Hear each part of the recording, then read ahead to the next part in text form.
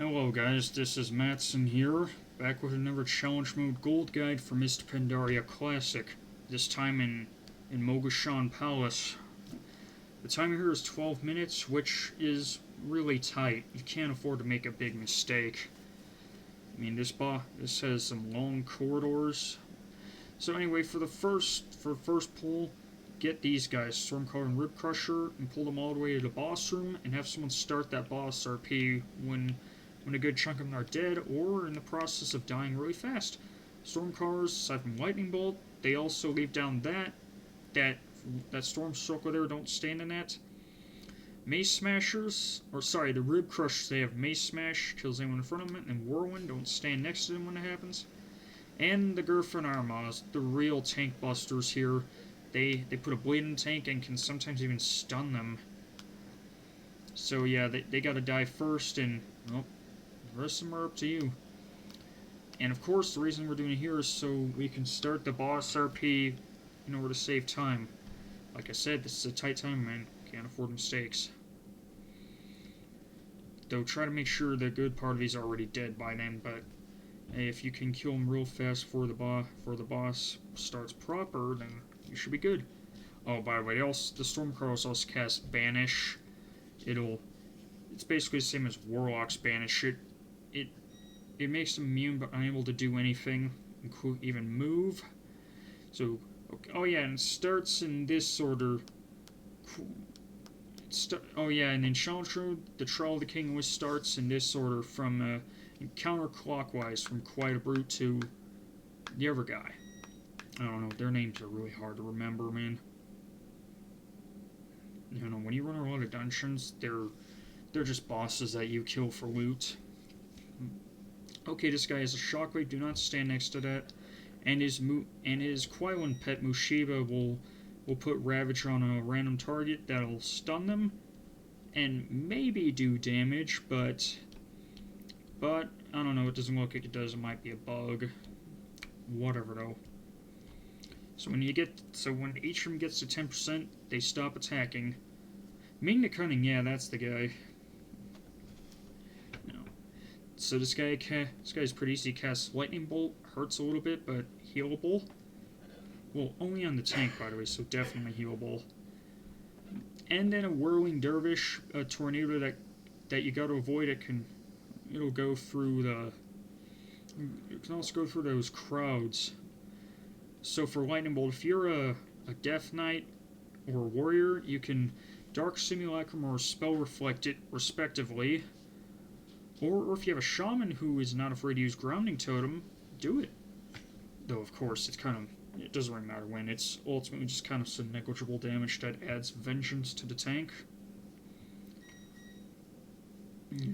So, and then after this, then, of course, after this guy, there's High and the Unstoppable, yeah. And look at that arms were damaged there, Jesus. Okay, so he casts Conflagration on a random target. Make sure they are healed absolutely massively, because it does a lot of damage in Challenge Mode. And then you also have... Sorry about the hiccups. Then you also have Meteor. Make sure people stack for that, but you may not make it to there. Oh, there's the lucky guy, Grandpa Willie, the Shaman. Oh, and apparently also Mortal Strike on the tank. Not really much to worry about. Unless you can't trust the healer, but hey. Okay, we didn't even make it to Meteor, thankfully. Then here's one of the reasons why the timer is rather tight. Because of these long corridors with no trash. Actually, I don't see them having trash would make it harder. Oh yeah, to make it easier, you can either invis through here or not, but if you do not use Dark Water Potion like I was about to, but then stopped. Okay, yeah, the Scout, he'll summon them. Yeah. Or no, yeah, make sure to kill the Glintrock, Ironhide, and those Greenhorns, as his buff will make Oh yeah, if you're invising, just kill him and not the skulkers, but we're saving invis for the other part. Look at that, man. Yeah. Skulkers, they lay down a shank on the tank if they're not kited, and that can be pretty annoying. But the Glintrock Ironhide reduces the damage taken of allies, so he's... Oh, what happened to his buff? Was it purged or something like that? Well, anyway. Well, yeah, definitely kill these guys, but make sure the tank is kiting them or else they'll get stunned, and that's super annoying. Then you have the Hexers. They cast a Hex of Lethargy. Make sure that gets interrupted as much as you can, because that's going to hurt the casters. And by the way, it also puts a reduced cast speed on them, which is really bad. Before you, but yeah, if you're invising here, you would not kill these guys. You would just jump straight down to the boss. Oh, and speaking of jumping down, make sure you have your pets dismissed, or else they will pull the trash up here. And by the way, there is extra trash up here in challenge mode, which you probably don't notice because you normally skip it. By the way, oh yeah, speaking of that, don't be a blood DK tank for this, because your bloodworms will pull them. So, whoa.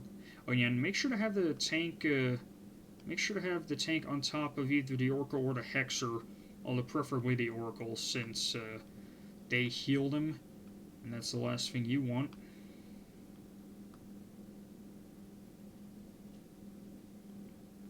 Okay, we actually let that go off. Not a problem, we still got this.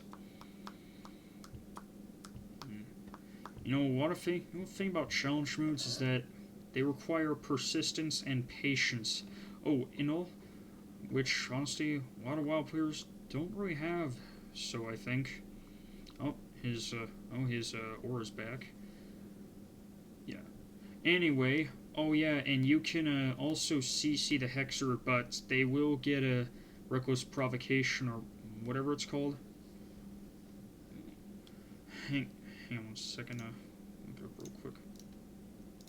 Yeah, Reckless Inspiration. It'll make them immune to CC and also increase their haste, but also increase their damage taken. So that's something to keep in mind. Yeah, until then, you might want to CC the Hexer, like with Hunter's Freezing Trap, or Mage's Polymorph, or Shaman's Hex. Then, of course, after you kill this guy, you just go straight to the elevator. One thing you know about this elevator, though, is that it has a very short time to allow passengers on, and then it has a slow ascent and descent.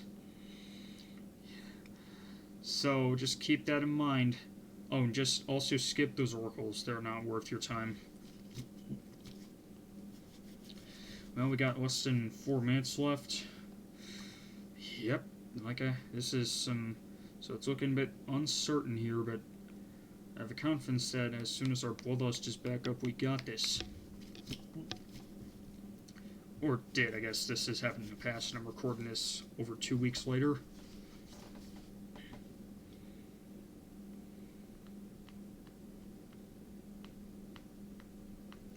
Okay, what we got? Yep, that's the slow elevator. And then there's our ticket off. Yeah. Okay, so, and this is where we use Invis, after getting out of combat at least. You can't use Invis pots in combat, by the way. Of course, we're just letting the healer shrink a little when they could have, yeah. Alright, and hang on, we're just waiting for just the right time, even though I'm kind of uncomfortable waiting because... and there we go. Yep, every time this happens, I always get a bit of a bad feeling that something could go wrong. But, luckily, nothing did.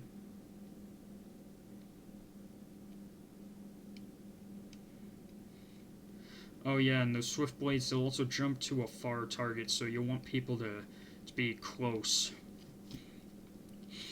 Okay. Less than 2.5 minutes. It's looking sketchy.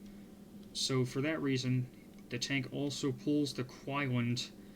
Oh yeah, and the Quailands also leave a dot or something like that. Something that makes you take more damage on the tank. So be careful with that. But also they jump at distance targets, so you want everyone to be close, so you can AoE them all down in one spot. And hey, we're doing a pretty good job of just that here.